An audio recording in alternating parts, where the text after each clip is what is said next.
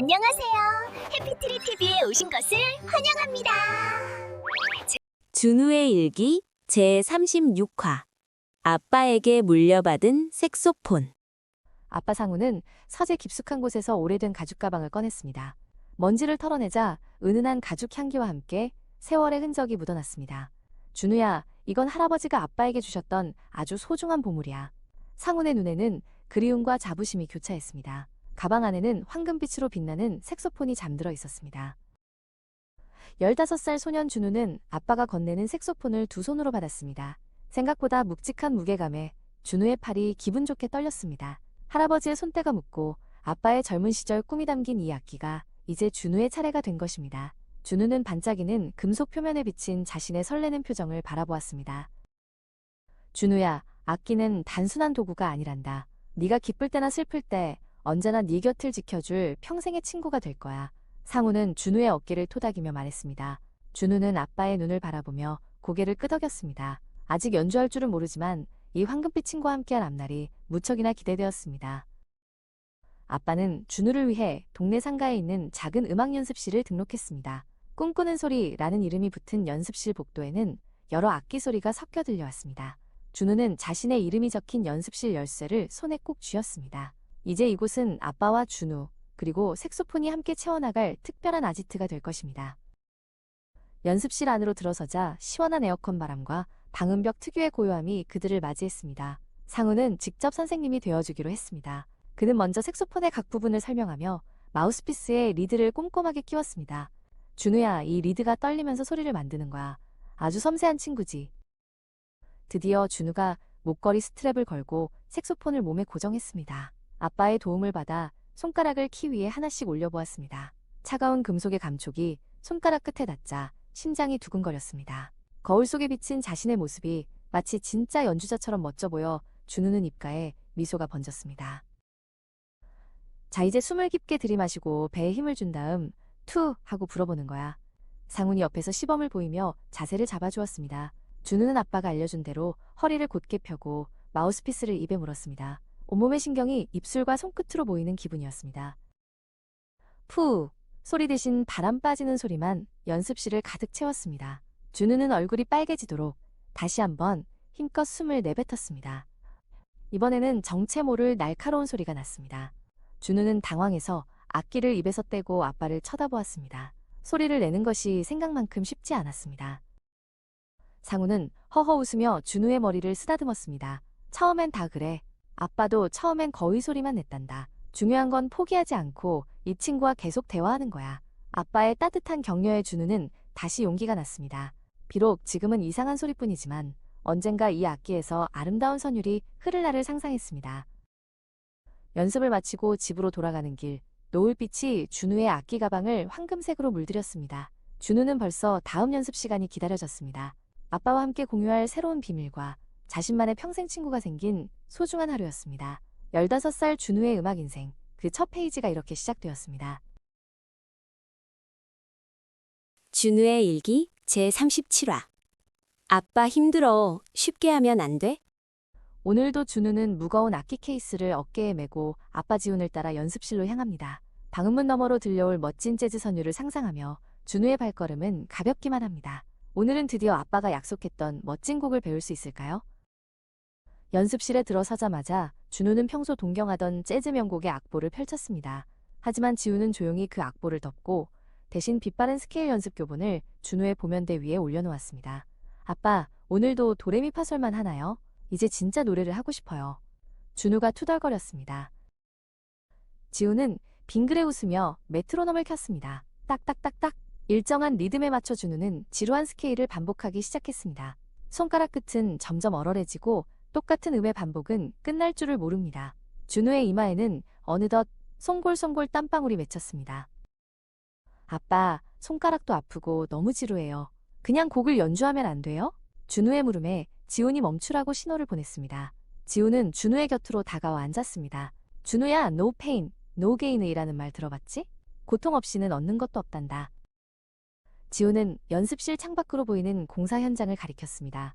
저 건물을 보렴. 멋진 외벽을 올리기 전에 사람들은 아주 오랫동안 땅을 파고 기초를 다진단다. 스케일 연습은 바로 그 기초공사와 같아.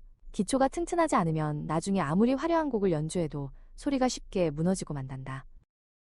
준우는 지훈의 말을 들으며 창밖의 삭막한 콘크리트 바닥을 바라보았습니다. 화려한 유리벽이 세워지기 전 저 차가운 바닥 밑에 얼마나 많은 노력이 숨겨져 있을지 생각했습니다. 준우는 다시 색소폰 마우스피스를 입에 물었습니다. 이번에는 조금 다른 마음가짐이었습니다. 이 악기는 네가 평생을 함께할 친구가 될 거야.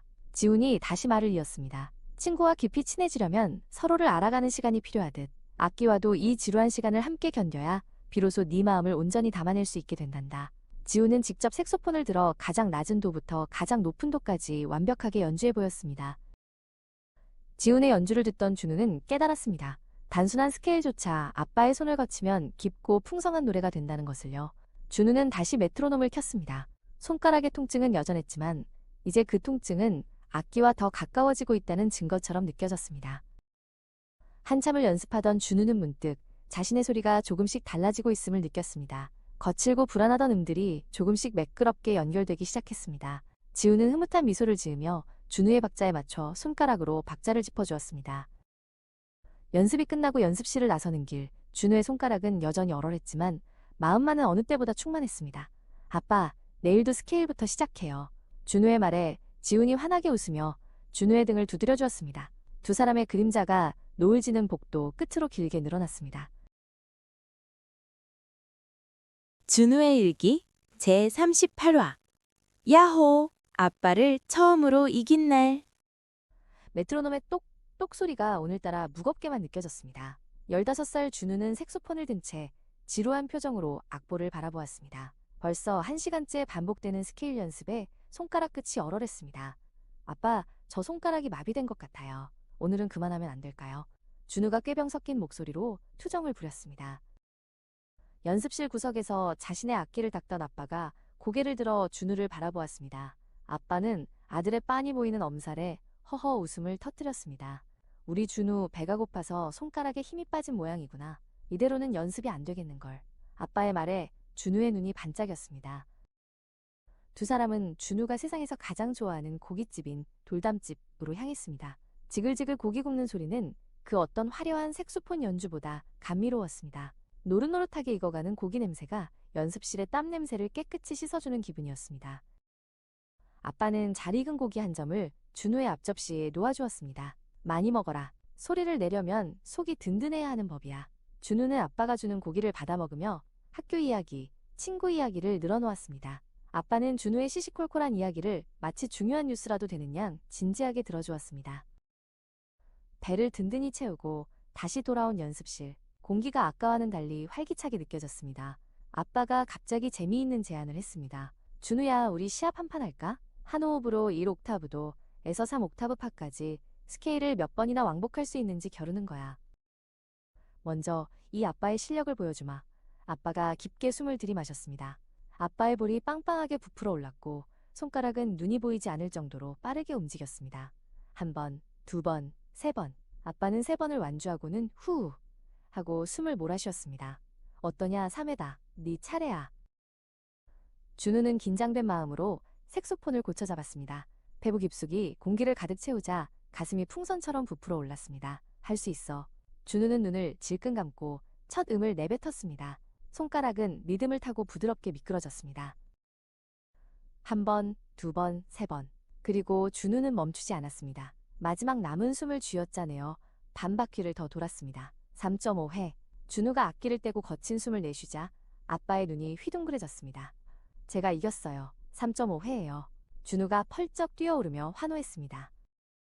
아빠는 승리의 기쁨에 취한 준우를 곁으로 불러 앉혔습니다. 준우야, 네가 어느새 이렇게 자라서 아빠를 앞지르기 시작했구나. 아빠의 목소리에는 진심 어린 자랑스러움이 묻어났습니다. 지금은 아빠가 너의 보호자이지만 시간이 흐르면 우리는 친구가 될 거야. 그리고 더 시간이 흐르면 네가 아빠의 보호자가 되겠지. 아빠는 지금 색소폰을 함께하며 너와 진정한 친구가 되기 위해 노력하고 있는 거란다. 아빠의 말을 들은 준우는 자신의 손때가 묻은 색소폰을 내려다보았습니다. 매일 반복되던 지루한 연습이 사실은 아빠와 마음의 주파수를 맞추는 소중한 시간이었음을 준우는 비로소 깨달았습니다. 준우의 일기 제39화 아빠, 나 너무 두려워. 15살 준우는 오늘도 어깨에 묵직한 색소폰 케이스를 맸습니다. 매일 반복되는 연습실 가는 길이었지만 오늘은 조금 특별했습니다. 나도 오늘 구경 가도 될까? 현관문 앞에서 운동화 끈을 묶던 엄마가 수줍게 웃으며 물었습니다. 준우는 무심한 척 고개를 끄덕였지만 가슴 한구석이 왠지 간질거렸습니다. 연습실로 향하는 길, 아빠는 평소보다 활기찬 발걸음으로 앞장섰습니다. 준우야, 오늘 바람이 좋구나. 이런 날은 악기 소리도 더 맑게 울리는 법이지. 아빠의 목소리에는 아들에 대한 자부심이 묻어 있었습니다. 세 사람은 나란히 걸으며 일상의 소음 속에 섞여 들어갔습니다. 연습실 입구에 다다랐을 때 화려한 색상의 포스터 하나가 눈에 들어왔습니다. 제15회 전국 관현악대회. 그 글자가 준우의 눈을 사로잡았습니다. 엄마는 포스터 앞에 멈춰서서 한참을 들여다보더니 준우를 보며 눈을 반짝였습니다. 준우야, 우리 아들 실력이면 충분히 도전해볼 만하지 않을까? 준우가 망설이는 사이 뒤따라오던 아빠가 든든하게 거들었습니다. 기초가 탄탄하면 어떤 곡이든 이겨낼 수 있어. 넌 그동안 충분히 단단하게 다져왔잖니. 아빠의 격려와 엄마의 기대 섞인 눈빛 사이에서 준우의 마음속에 작은 불꽃이 일렁였습니다. 그래, 한번 해보자. 준우는 용기를 내어 말했습니다. 아빠는 준우의 등을 툭 치며 웃었습니다. 좋은 생각이다. 기술적인 건 아빠가 도와줄게. 넌 네 안의 소리를 믿으면 돼. 아빠의 손길에서 느껴지는 온기의 준우는 잠시 두려움을 잊었습니다. 접수대 앞에 앉은 준우의 손이 미세하게 떨렸습니다. 신청서의 빈칸을 채워나가는 동안 펜초 끝에서 전해지는 무게감이 예사롭지 않았습니다. 이름, 나이, 그리고 연주할 공명. 마지막 칸을 채우지 못한 채 준우는 한참 동안 멈춰 서 있었습니다. 연습실 안으로 들어오자 차가운 공기가 준우를 감쌌습니다. 악기를 꺼내어 입에 물었지만 평소와는 느낌이 달랐습니다. 아빠, 저 곡을 한 번도 제대로 완주해 본 적이 없는데 괜찮을까요? 준우의 목소리가 작게 떨렸습니다. 아빠는 조용히 준우 곁에서 악기 상태를 점검해 주었습니다. 그동안 준우가 연습한 것은 끝없는 스케일과 코드의 반복이었습니다. 도레미파. 손가락은 기계처럼 움직였지만 악보대에 놓인 화려한 오케스트라 악보 앞에서 준우는 작아졌습니다. 이 많은 음표들이 하나의 노래가 될 수 있을까 하는 의문이 머릿속을 어지럽혔습니다. 연습실 거울 속에 비친 15살 소년의 얼굴은 잔뜩 굳어 있었습니다. 아빠는 옆에서 기본 스케일을 시범 보였지만 준우의 귀에는 그 소리가 마치 거대한 파도처럼 무섭게 들려왔습니다. 잘못 불면 어떡하지? 남들이 비웃으면? 꼬리에 꼬리를 무는 걱정들이 준우를 옥죄해왔습니다. 악기를 무릎 위에 내려놓고 준우는 긴 한숨을 내뱉었습니다. 기술은 익혔지만 감정을 담아 노래하는 법은 아직 낯설기만 했습니다. 텅 빈 악보처럼 느껴지는 자신의 마음을 바라보며 준우는 이 막막한 터널을 어떻게 지나가야 할지 깊은 고민에 빠졌습니다. 준우의 일기 제40화. 난 이제 뭐든지 해낼 수 있어. 대기실은 오래된 나무 냄새와 멀리서 들려오는 악기 조율 소리로 가득했습니다. 준우는 색소폰을 꼭 쥔 채 의자에 앉아 있었고 그의 손바닥은 축축하게 젖어 있었습니다. 옆에 앉은 아빠는 말없이 깨끗한 융천을 건네주었습니다. 준우야, 네 호흡의 리듬만 기억해. 그거면 충분해. 아빠의 낮은 목소리가 준우의 떨림을 조금은 가라앉혀 주었습니다. 다음 참가자, 중고등부 42번 준우 학생. 스피커에서 흘러나오는 안내방송에 준우는 자리에서 일어났습니다. 오늘따라 색소폰의 무게가 평소보다 훨씬 무겁게 느껴졌습니다. 준우는 무대와 대기실을 가르는 두꺼운 벨벳 커튼을 바라보며 깊은 숨을 들이마셨습니다. 아빠가 가르쳐준 대로 공기를 폐 깊숙이 채웠습니다. 무대 위는 온통 어둠의 바다 같았고 오직 단 하나의 강렬한 스포트라이트만이 준우를 비추고 있었습니다. 빛 속으로 발을 내딛자 홀 전체를 감싸는 침묵이 물리적인 무게처럼 느껴졌습니다. 수백 명의 관객이 숨을 죽인 채 오늘 연주할 재즈곡 게임 앤 매치의 첫 음을 기다리고 있었습니다. 순간 머릿속이 하얘졌습니다. 머릿속으로 그리던 악보가 마치 지우개로 지운 듯 사라져버렸습니다. 심장은 갇힌 새처럼 갈비뼈를 두드렸고 너무나 당황한 나머지 악기를 어떻게 잡아야 하는지조차 잊어버릴 것만 같은 공포가 엄습했습니다. 1초가 1년처럼 길게 느껴지는 찰나였습니다. 하지만 그 순간 손가락이 먼저 움직이기 시작했습니다. 뇌가 생각을 하기도 전에 몸이 수천 시간 동안 반복했던 스케일과 롱톤의 기억을 깨워낸 것입니다. 게임 앤 매치의 오프닝 리프가 홀 안으로 울려 퍼졌습니다. 매끄럽고 날카로우며 당당한 소리였습니다. 이제 준우는 단순히 음표를 연주하는 것이 아니었습니다. 그는 이야기를 들려주고 있었습니다. 게임앤매치의 리듬이 혈관을 타고 흐르는 것 같았습니다. 색소폰의 모든 떨림과 거친 울림이 자연스럽게 터져나왔습니다. 그는 더 이상 연습생 준우가 아니었습니다. 스윙의 흐름 속에 완전히 몰입한 한 명의 음악가였습니다. 객석 세 번째 줄에 앉은 아빠는 두 손을 꼭 맞잡고 있었습니다. 아빠의 눈에는 더 이상 예전에 고쳐주던 실수들이 보이지 않았습니다. 대신 이른 새벽의 연습과 함께 나누었던 꿈들이 눈앞에 펼쳐지고 있었습니다. 아빠의 입가에 옅은 그리고 아주 자랑스러운 미소가 번졌습니다. 마지막 음이 천장의 석가래까지 메아리치며 서서히 사라졌습니다. 한 박자 동안 정막이 흐른 뒤 폭발적인 박수갈채가 터져나왔습니다. 준우는 색소폰을 내렸습니다. 아드레날린이 여전히 온몸을 휘감고 있었습니다. 그는 관객을 향해 깊숙이 허리를 숙여 인사했고 얼굴은 승리감으로 붉게 달아올랐습니다. 중고등부 관현악부문대상 준우. 자신의 이름이 불리는 순간은 마치 꿈만 같았습니다. 준우는 다시 무대로 나아가 묵직한 황금빛 트로피를 건네받았습니다. 이제 무대의 조명은 더 이상 눈부신 공포가 아니라 자신을 따뜻하게 안아주는 축복의 빛처럼 느껴졌습니다. 대회장을 나서는 길, 준우는 트로피를 한 번, 그리고 아빠를 한 번 바라보았습니다. 그는 오늘 얻은 상이 단순한 금빛 조각이 아님을 깨달았습니다. 그것은 두려움을 마주하고 이겨낼 수 있다는 스스로에 대한 믿음이었습니다. 아빠, 이제는 무엇이든 해낼 수 있을 것 같아요. 아빠는 고개를 끄덕였습니다. 준우의 진짜 연주는 이제 막 시작되었음을 알고 있었으니까요. 오늘은 아들과 오랜만에 함께 연주했어요. 버지의 마일러. 준우의 일기를 읽어줘서 고마워. 다음에 또 만나자. 잊지 말고 구독과 좋아요 눌러줘. 안녕.